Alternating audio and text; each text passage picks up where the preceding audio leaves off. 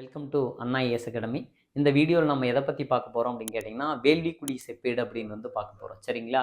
So இந்த வேள்விக்குடி அப்படின்றது பார்த்தீங்க அப்படின்னா, இது ஒரு கிராமம்.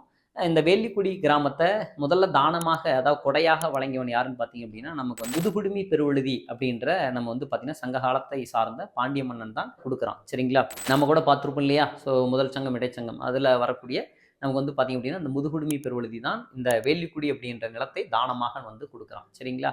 ஸோ அதுக்கப்புறம் நமக்கு பார்த்தீங்க அப்படின்னா, இந்த அது பின்னாடி நமக்கு பாண்டியர்கள் தான் மதுரையில் சங்கம் வைத்து தமிழ் வளர்த்தார்கள் இல்லையா?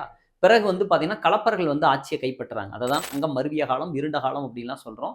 அப்படி பார்த்தீங்கன்னா, களப்பர்கள் அந்த பகுதி, அந்த வேள்விக்குடின்ற பகுதியை கைப்பற்றுறாங்க.